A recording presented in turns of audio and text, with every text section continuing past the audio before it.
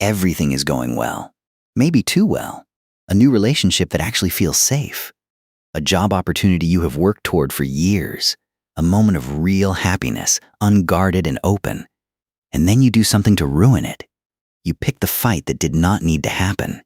You miss the deadline on purpose without quite knowing why. You pull away from the person who is getting too close. You find a reason, any reason, to make the good things stop.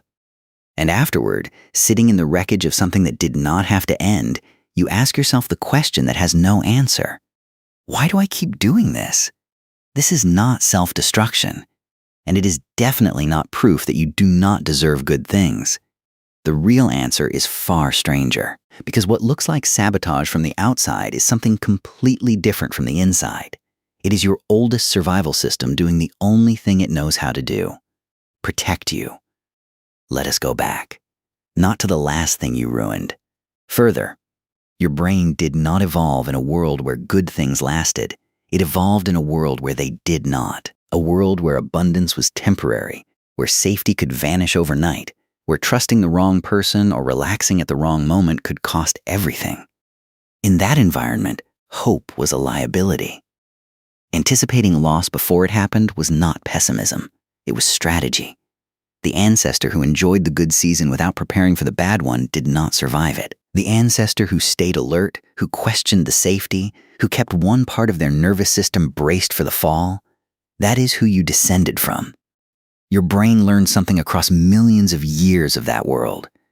Good things end, and the higher you climb, the further you fall. Psychologist Guy Winch has studied the self-defeating patterns people use to protect themselves from anticipated pain. What he found reframes everything. Self-sabotage is not about wanting to fail. It is about controlling when and how the failure arrives. If you destroy it yourself, the loss is on your terms. You saw it coming. You chose it. The alternative. Letting yourself hope, letting yourself trust, letting yourself fully arrive in the good thing, means the loss, when it comes, will be completely outside your control. And that is the feeling your nervous system cannot tolerate.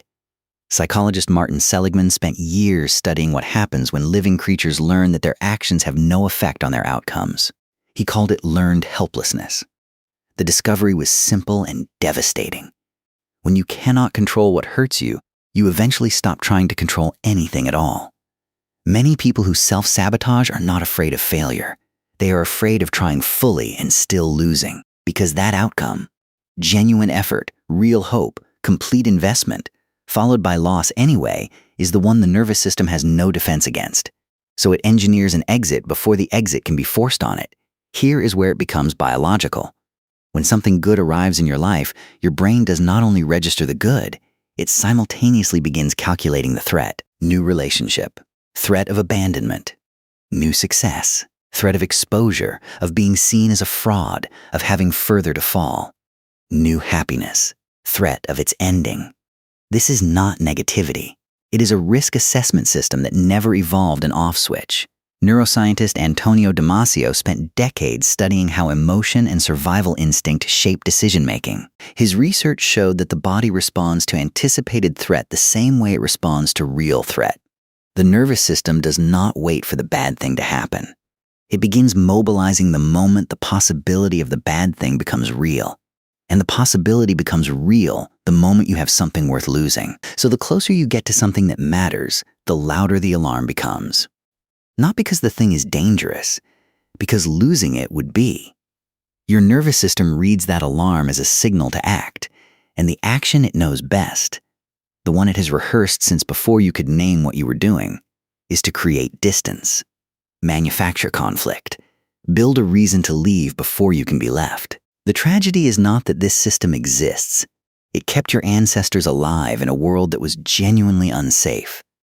The tragedy is that it cannot tell the difference between a predator and a promotion, between someone who will leave and someone who is trying to stay. So the next time you feel the urge to pull away from something good, to find the flaw in the person who is being kind, to quietly undermine the thing that is working, do not call it weakness.